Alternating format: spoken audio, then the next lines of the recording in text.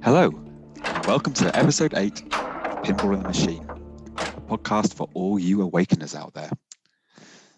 This is the podcast where we discuss what is going on, and am I the only one in terms of aspects of what you might loosely call a spiritual awakening. Each week, my dear friend Greg and I, we meet to discuss our experiences and thoughts, as well as diving into some of your feedback and questions from all you lovely wakies out there. And hopefully, in talking about these things that we're considering in our journeys, we might feel a bit of a connection with each other and spread a bit of love. I'm Tom, and I'm here with Greg. Greg, how's it been? It feels like ages since we spoke. Hi, Tom. Welcome back. How was your holiday? It was fantastic, thank you. Good. Well, I don't want to take the jam out of anybody's donut, but I was going to tell you about my roller coaster few days. I found out yesterday that my cousin has died, and just now, a couple hours back, I found out that my sister has died. So rather than not do the podcast, I think it's really more important than ever because it's real. In other words, I'm sitting with the whole thing as best I can, trying to let everything be what everything is. That's very easy to say. I did have the good fortune just a little while ago of speaking with my friend Antoinette, who is very, very adept at these things. And she said, go into your heart. Tell me what you feel. And I said, it feels like a very gentle wave. And she said, that's your sister. Everything else is just the damage. And that made a huge difference. It's sitting with that wave and hearing Ram Dass say, can you be in hell and open your heart? So yes. That's why this is important today for me, because that's what this podcast for me is all about. So not to rain on anybody's parade, but business as usual, I suggest. Other than I'm not seeing clients at the moment. Yeah, of course. Wow, I'm so sorry to hear that, Greg. But thank you. Incredible that you can take all of that experience over the last few years, and this is where you are now because of it. Yeah, having a heart open with love, even though your feet are in hell. I think that would be quite reassuring to a lot of people who are exploring what we're exploring at the moment, who are probably worried that, is it possible? Yeah. Is it possible? It's also a question of degree, I think. I suspect or I believe that it's just as possible to do a meditation and just scratch the surface and you can just coast along and enjoy the relaxation and whatever happens. Or you could be a rabbit hole dweller and see what's down the bottom of the tube. But it's a growth thing, and this is where the rubber meets the road, right? Are you gonna walk your talk? And hopefully that's what's going to happen. Well, that's amazing. I mean, it's not as significant at all. But I have actually been doing something similar to that in terms of being really honest with yourself. And I have had a week of conclusions in and around habits and consistency that I've started putting into practice, with the intention of truly practicing what you preach. Yeah. So that's been for me. That was quite a biggie. But obviously not to your extent. But here we are. We're episode 8. I don't know if you know, but that's a significant number in the podcast world. Is it indeed? It is. 8 is usually where it starts to happen. Oh, good. You mean it's going to happen? This is apparently so. Yeah, that's when if they get to 8, usually podcasts continue. But also, quite a lot of people will say of a podcast, just get to episode 8 and then it'll all be good after. Is that true? It is true. Way! Congratulations to us. Absolutely. I was just to revisit very quickly that little bit about the can you walk your talk? Can you put it into practice?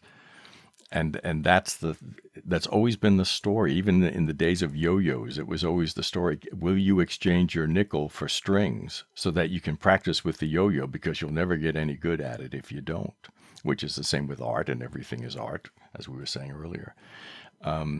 But in this lesson, to me, it's about sitting with the very, very different positions. And this is where Zen is. And I'm not suggesting I'm anywhere near anything like that. But there's the knowing that my sister hasn't gone, that her body has been parked and taken to the scrapyard, and she is in full consciousness now. But also then there's the other feeling that says I'm broken.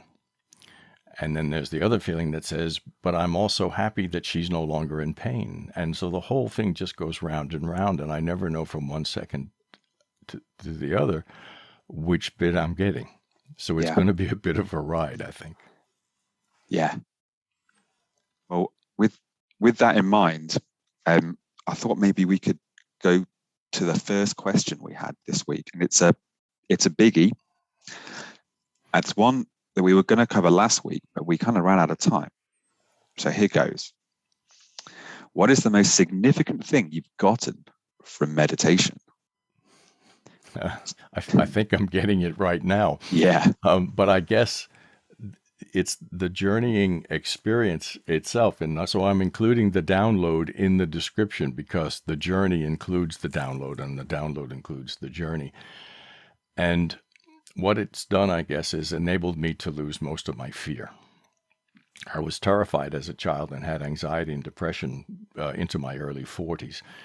But when I went through that portal, for want of a better description, when I was no longer me, then I realized whom I truly was. And that's what it's all about. We're here to transcend the fiction that we call the real world. And if we pay attention, we see that the real world is run on manufactured fear, watching the news and all that. It's the quickest way to shut down your heart. And when that happens, you let the ego drive the bus. Yeah. And that's a seriously low vibration. So what's happening now for me is a form of alchemy based upon the law of correspondence in the Hermetic texts. So Hermes Trismegistus, to the Greeks, or Thoth to the Egyptians, said, as above, so below. And that's why pyramids throughout the world and sacred sites align with celestial bodies. They're replicating what is happening in the heavens. So it's as above, so below, and as within, so without. So by generating fear within us, we ourselves actually create our world in this frequency. It's the chaos that causes that. Okay? And this is why, dare I say it, but sacred plants, which have been used for millennia to expand our consciousness, are illegal. Because once we know, as in the way of gnosis, we are free. We cannot be controlled. We know. And as we spoke about before, as we know, we open the heart, because the fear goes. And it's the heart, not the brain. That's the key. So as we open the heart, we raise the vibe. And as we raise the vibe, we create a heart-based world. And if we raise it sufficiently high enough, we get to the fifth dimension and beyond, as far as I can tell. Ooh.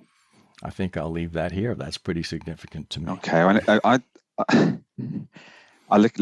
wrote down a little note on this one too, but it was the same thing. It was losing the fear, but coming at it from a slightly different angle. Just imagining maybe some of the wakies or the people who might connect with what we're talking about. I'm imagining individuals that might be quite hypervigilant. They might not quite feel in place in a kind of social group. Perhaps they act differently or they react differently. They might, as well as being hypervigilant, they might detect more threats. They possibly have quite high levels of self-awareness, and their mind might sort of be ticking over 24/7. And I'm not suggesting that these are bad things at all, but these are certainly characteristics of certain types of individual. Man, you got it. And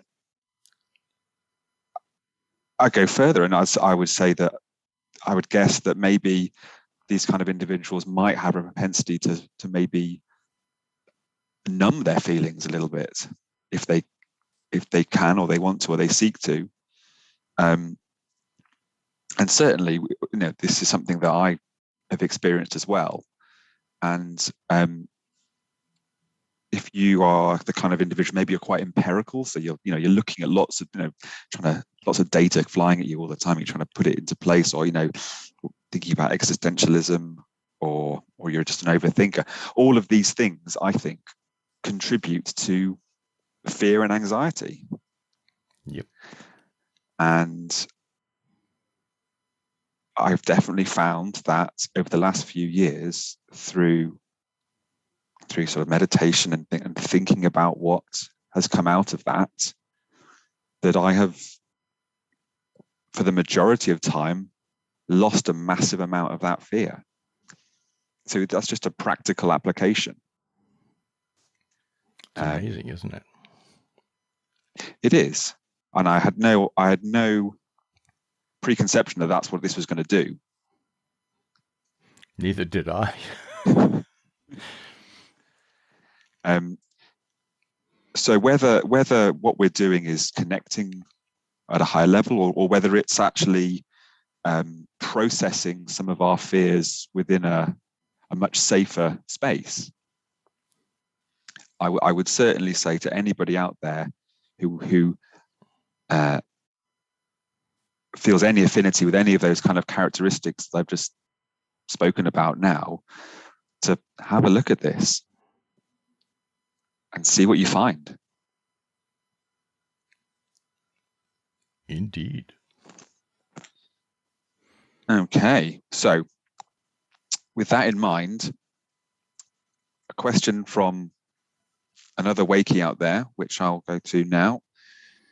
Oh, that's interesting. So here's one, Greg. Can you think of, or what are some of the pitfalls that you can fall into when approaching a spiritual awakening? Oh, I guess first, and this is a note to self, be careful to whom I speak about this, because it can be tricky. Yeah. And now what happens is I seem to get a feeling, even if I'm working with a client, and somehow, it's okay to talk about this. And so I do. I broach the subject, and it's okay. And now I'm coming to trust that feeling. So there are certain people that I speak to as a therapist, and we talk, and I think, is this true for you? And I run a few bits, and they go, yeah. And suddenly we're off down a completely different path. So I guess the most serious pitfall I can think of, would be this, that you'd have this experience and there would be no one to hear you. I find it really, really helpful to be able to talk things through with someone who's on the same frequency as I am. And my hope is that as this group grows and as people interact more and more, that we just find ourselves helping each other through the journey on the path as guides, not gurus. That's the point of it. Yeah, I like that. We touched on this before from a different angle, I think, on a previous episode, in terms of what we called the knowing. It was the ability to, when you came face to face with somebody, know immediately if it was something that was going to work in terms of a conversation or talk through. Well, it wasn't even processing it. You either opened your mouth and said it, or you didn't. Yeah. There wasn't even time to recognize whether that was a conscious decision or not. And I like that. And I hadn't thought about it from the extent of people not having somebody to talk to about it, because obviously you and I have been talking about it the entire time we've been doing it.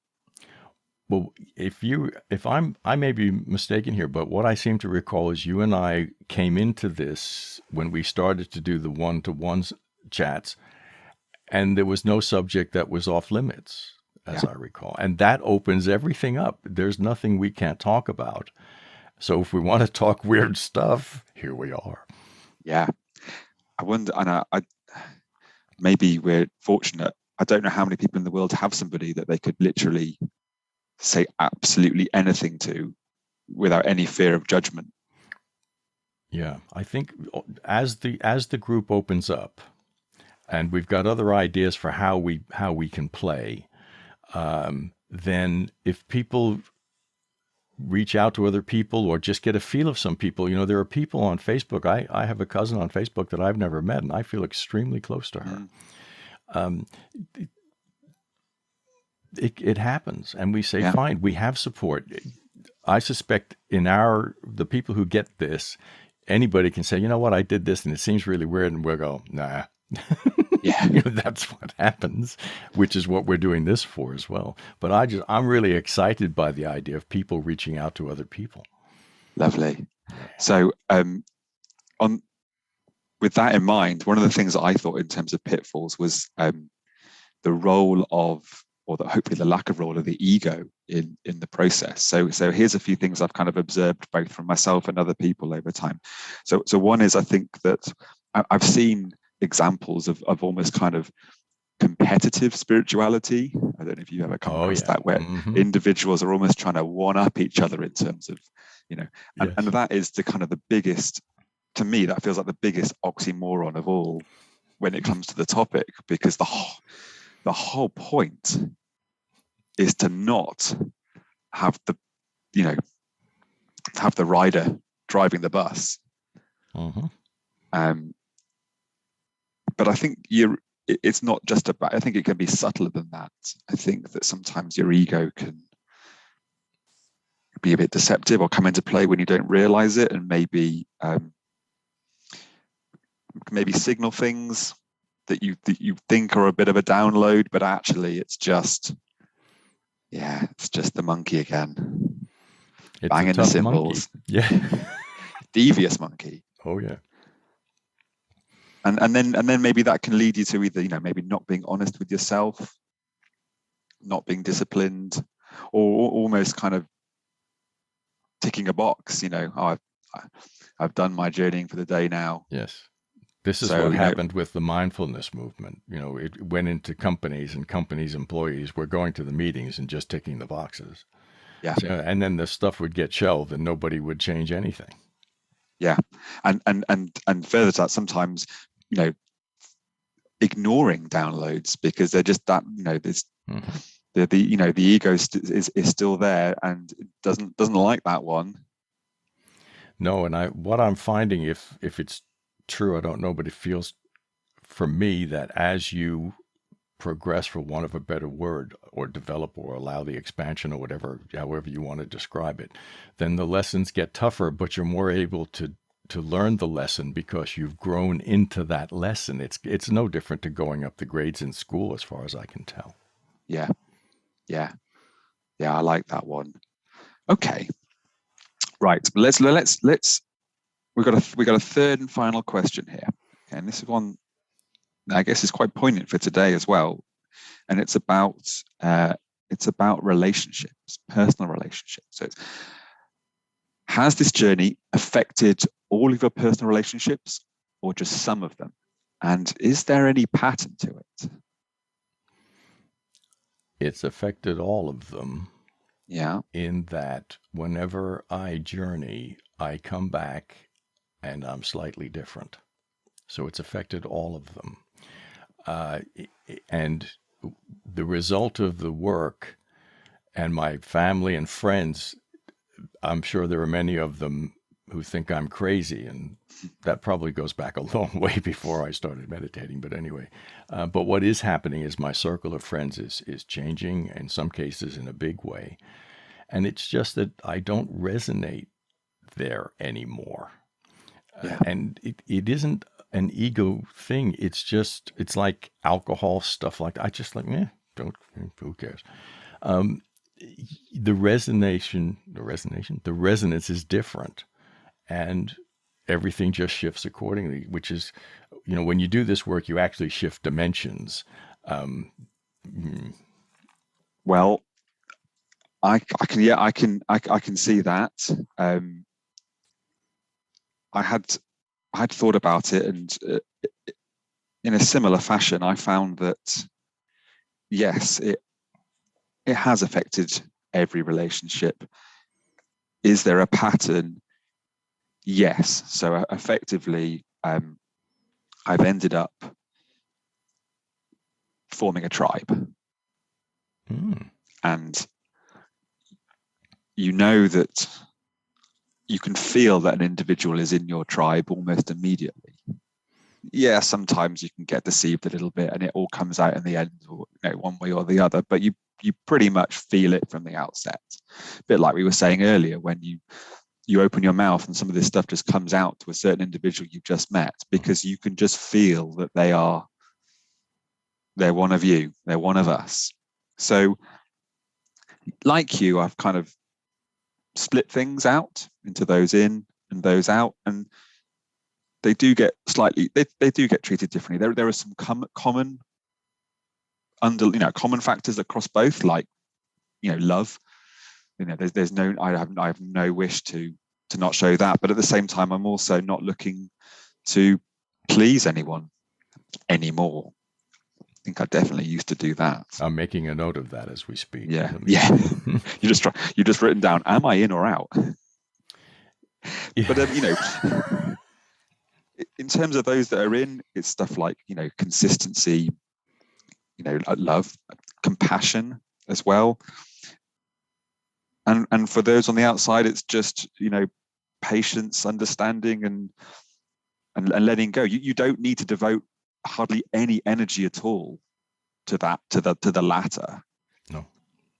But you can still acknowledge it, and you can still get by perfectly happily in the real world. But it's those in the tribe that I'm devoting my energy to, both physically and spiritually. And that feels just right at the moment in terms of that approach. So we'll see where that goes. But I'm not worried about pleasing. I'm not worried about what people think about me, and that has a lot of positive effects on your state. Yes.